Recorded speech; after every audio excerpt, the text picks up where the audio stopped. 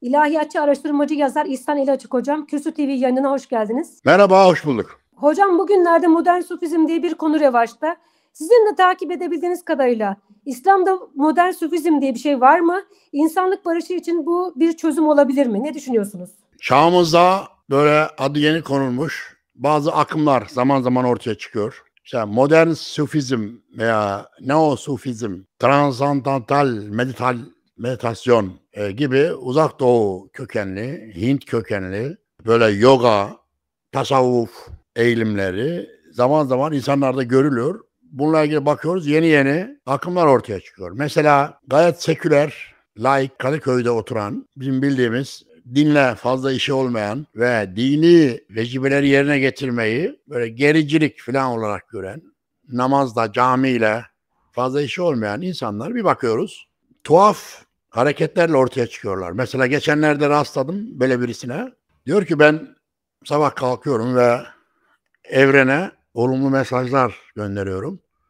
İşte yürüyüş yapıyorum.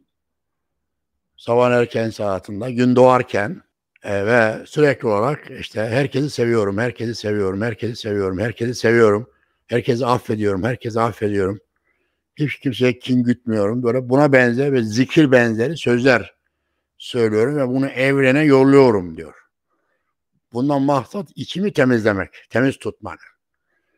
Fakat aynı kişiye tarikat ve tasavvuf çevrelerinde her sabah böyle Allah Allah Allah Allah Allah diye zikir çeken, La ilahe illallah diyen, besmele çeken insanlar olduğunu söylediğinizde bunlar gericilik falan diye.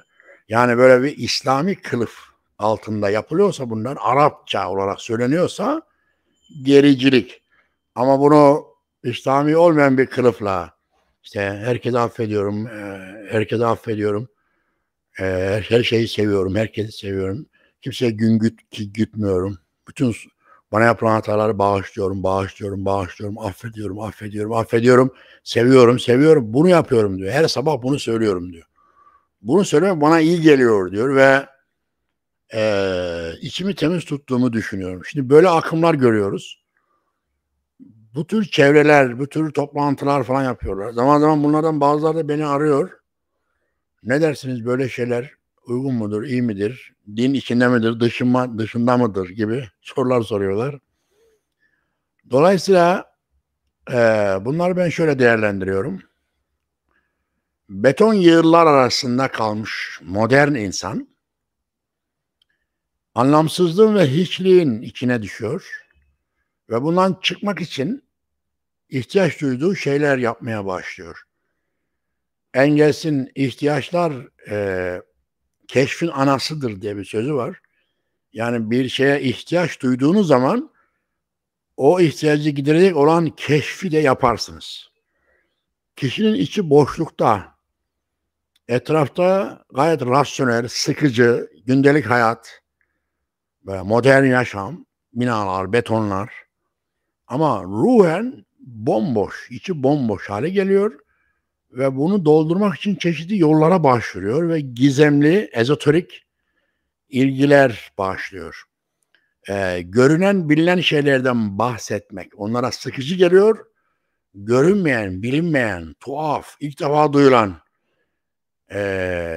varoluşun ilahi ve gizemli, gizli yönlerini ortaya çıkarmaya yönelik ve onlardan bahseden işte gökler aleminde melekler, iblisler, ifritler, cinler, periler dünyası böyle oralara girmek, oralara dalmak, onlarla açıklamalar yapmak, izahlar yapmak insanların içindeki o boşluğu dolduruyor.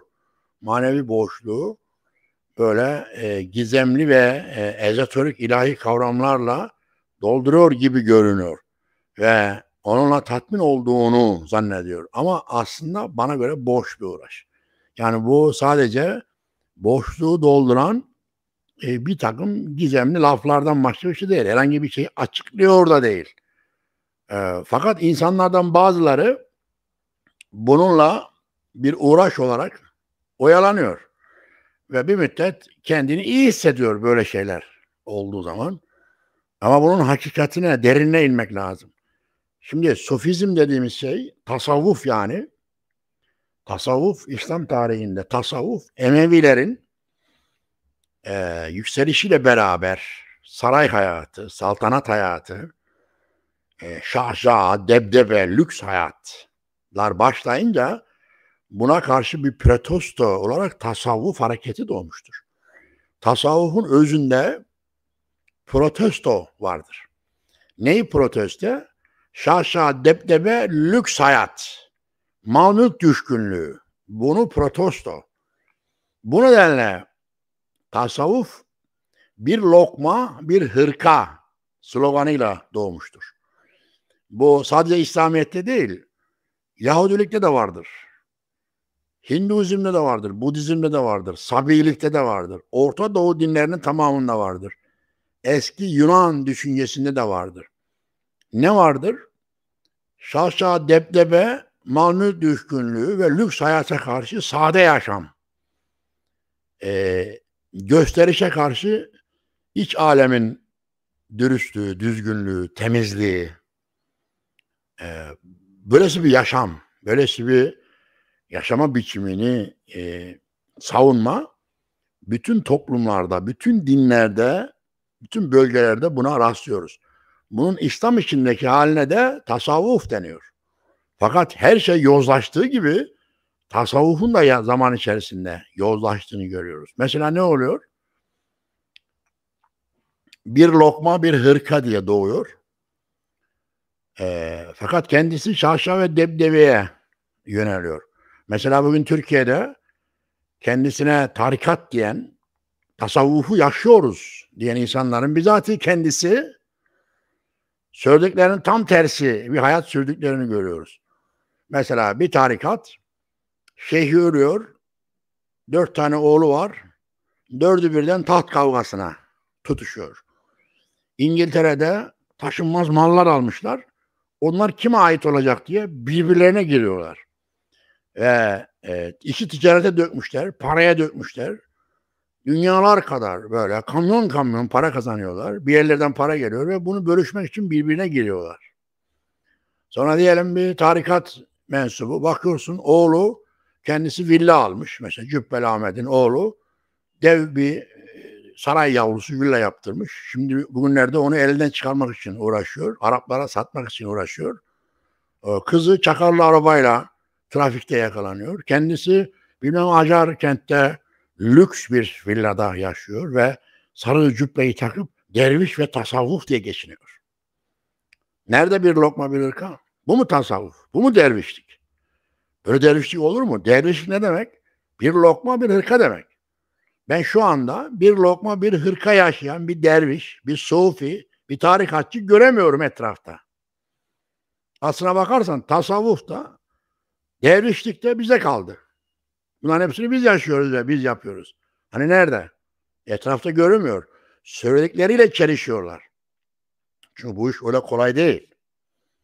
Bunun bir bedeli var. Bu yaşam, bu iddiada bulunmak, şan, şöhret, gösteriş, dış görünüş güzelliği, mal mülk biriktirmek, makam mevki, bunların tamamına tavır alman lazım. Derviş olmak istiyorsan. Sıradan olman lazım. Bunu kendine yedirebilmen lazım. Ve evet bir lokma bir hırka bana yeter. Yarına Allah kerim. Bugün buldum, bugün yerim. Yarına Allah kerim demen lazım. Bunu diyen kim var? Hangi tasavvufçu bunu söylüyor? Ben görmüyorum. Etrafta böyle birileri yok. Tam tersi bunu istismar ederek bunu da yozlaştırmış oluyorlar. Şimdi tasavvuf dediğimiz şeyin yorumlanması lazım. Herkes bir şekilde yoruluyor ama mesela tasavvufun 3 tane kavramı var. Bu 3 kavramı insanların iyi yorumlaması lazım. Birisi vahdet-i vücut. Bunu gayet rasyonel, dünyevi koşullarda yorumlanması gerekir. Aslında vahdet-i vücut demek varoluşun birliği, var olanların birliği demektir. Bunu biraz böyle metafizik ve ezoterik kavramlarla açıklarsanız iş karışır. Ne diyor, neden bahsediyor bu? Anlaşılmaz hale gelir. Oysa vahdet-i vücut demek, İnsanların birliği ve eşitliği demektir. Bunun Kur'an'daki karşılığı tevhiddir. Tevhid ne demektir? Bütün insanlar birdir ve eşittir. Vahdet-i vücut. Her şeyin aslı birdir ve eşittir. Kimsenin kimseye üstünlüğü yoktur. İkincisi fena fillah. Allah'ta yok olmak. Allah'ta yok olmak ne demek? Allah dış dünyada görünür bir nesne olmadığı için aslında Allah'ta yok olmak demek halka karışmak demektir. Halktan birisi gibi yaşamak, halkta yok olmak demektir. Halkın içinde herhangi bir sınıf, ayrıcalık yaratmadan halktan kopup böyle uzaklarda, villalarda, saraylarda yaşamayıp halk nerede oturuyorsa orada, halk nerede yaşıyorsa onlarla birlikte yaşamak demektir. Halkta yok olmak demektir. Üçüncüsü de bir lokma bir hırka. Bugün buldum, bugün yerim, yarına hak kerim. Dervişlik budur. Böyle yaşadığın zaman sufi olmuş oluyorsun. Tasavvuf yolundan yürümüş oluyorsun. Seyri sülük halinde olmuş oluyorsun. Yani bir yolu ısrarla takip etmiş oluyorsun. Oysa bugün bunun yozlaşmasıyla birlikte ortaya ne çıkıyor? Birincisi gassilin elindeki meyyit gibi şeyhe teslim olacaksın anlayışı. Yani tarikata girdiğin zaman gassilin yani ölü yıkayıcının elindeki ölü gibi teslim olacaksın şeyhe. Tam teslimiyet isteniyor. Buna gassilin elindeki meyyit gibi derler. Bütün tarikatlarda bu vardır. Şeyhliğin icra edilmesi için bunun olması gerekir ki kişi mesafe kat edebilsin diye düşünürler. Bu bir yozlaşmadır. Kimseye ölü yıkayıcının elindeki ölü gibi teslim olunamaz. Teslim olduğun zaman yani aklını ona devretmiş oluyorsun. Bütün tarikatlarda bu uygulanıyor. Bu Kur'an'a da aykırıdır. İnsan aklına ve mantığına da tamamen terstir. İkincisi şeyhi olmayanın şeyhi şeytandır anlayışı. Bunu yayıyorlar. Diyorlar ki zamanımızda mutlaka bir şeyhe bağlamamız lazım. Şeyhi olmayanın şeyhi şeytandır. Mutlaka onu şeytan yönlendiriyordur eğer bir şeyhi yoksa. Oysa günümüze baktığımız zaman şeyhi olmayanın şeyhi şeytan değil, şeyhi olanın şeyhi şeytan olduğunu görüyoruz. Yani şeyhlerin kendisinin biraz şeytana dönüştüğünü, insanları yanlış yollara sevk ettiğini. Mesela bir tarikatta Badeci Şeyh diye bilinen bir adam 30-40 sene ceza aldı. Bursa'da cezaevinde yatıyor. Müritleriyle cinsel ilişkiye girmekle yakalanmıştı. Müritleri, evli barklı müritleri diyor ki eğer biz şeyhimizle tanışmasaydık kötü yola düşecektik diyor. Ve müritleri hem kocası hem karısıyla badelenme amacıyla şeyhiyle cinsel ilişkiye girmiş ve bunu tarikatta bir mertebe ilerlemesi, gelişmesi, ilerlemesi olarak görüyorlar. Eğer diyor şeyhimizle tanışmasaydık kötü yola düşecektik. Yani daha nasıl? Daha kötü yola düştüğün zaman bundan başka ne yapacaktın ki? Aynısını burada yapıyorsun zaten. Dolayısıyla ne olmuş oluyor? Şeyhin kendisi şeytana dönüşmüş oluyor. Dolayısıyla bir şeye bağlandığın zaman zaten şeytana bağlanmış oluyorsun. Seni yanlış sevk ediyor. Ve ölünün elindeki, gassilin elindeki meyit gibi ona teslim oluyorsun ve o da sana böyle şeyler yapıyor. O zaman ne olmuş oluyor? Bu tamamen yoldan çıkmanın bizatihi kendisine dönüşmüş oluyor. Üçüncüsü de mezarlardan ve ölülerden medet umma telkin ediliyor. Yani insanlar yaşadığında insanları yönettiği yetmiyormuş gibi bir de yattıkları mezarlardan insanlar üzerine tasarrufta bulundukları söyleniyor. Mesela Cübbeli Ahmet ne diyor? Peygamberler yattıkları mezarlarda eşleriyle cinsel ilişkiye kurabiliyorlar diyor. Kendi şeyhleri Mahmud Usta Osmanoğlu'nun ölü haliyle dış dünyadaki canlılara tasarrufta bulunabildiğini, hala ölmediğini, mezarından insanları yönettiğini filan söylüyor. Ve o nedenle de türbeleri abartıyorlar ve sanki orada yaşayan canlıymış gibi oradan gidip bir şeyleri istiyorlar. Şimdi bu söylediğim hususlar da tarikatın ve tasavvufun yozlaşmış halidir. Bunların hiçbiri Kur'an'da yoktur. Akla mantığa uyan herhangi bir dinde de bunların herhangi birisine rastlamak mümkün değildir. Dolayısıyla şimdi Sufizm başlangıçta bahsettiğim 3 özelliğiyle ortaya çıkmış ama son tarafta bahsettiğim 3 özelliğiyle de yozlaşmış ve yoldan çıkmıştır. Şimdi modern sufilik diye bunlara özenenler neye özenmiş oluyorlar? Buna gerek yok ki. İnsanların kendi başlarına, kendi aileleriyle tek başlarına iyi bir Müslüman olmaları, Müslüman olması gerekmiyor. İyi bir insan, dürüst bir insan olarak yaşamaları mümkündür. Eğer Allah'ı tanımak istiyorsak, gizemli, ezoterik, metafizik kavramlara yoğunlaşarak değil, Allah'ın yarattığı dünyaya ve evrene yoğunlaşarak Allah'ı tanıyabiliriz. Öbürü aldatıcıdır. Öbürü boşuna kürek çekmektir. Çünkü teoloji diye bir ilim olmaz. Yani Allah bilimi. Yani Allah'ı nasıl tanıyacağız? Allah dış dünyada bir nesne değil ki. Teoloji diye bir ilim olmaz ki. Allah bilimi olmaz. Allah bilimin konusu değil ki. Allah'ın yarattıkları üzerine yoğunlaşırsın. Ve bu yarattıklarını ne kadar iyi anlarsan Allah'ı da o kadar iyi anlamış olursun. Yani kendisini görmediğin bir ressamı tanımak istiyorsan resmi üzerine yoğunlaşacaksın.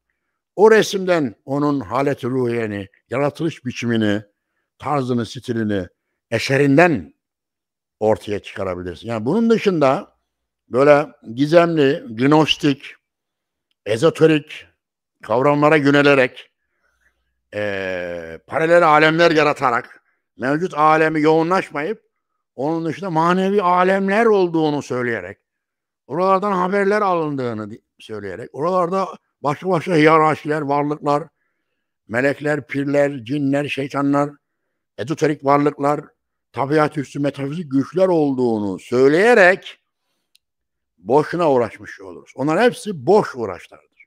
Görünen üzerine yoğunlaşarak görünmeyeni ancak anlayabiliriz. Evet, bu hususta söyleyeceklerim aşağı yukarı bu kadar. Çok teşekkür ederiz hocam bu bilgilendirici yayın için. Yeni yayınlarda görüşmek üzere.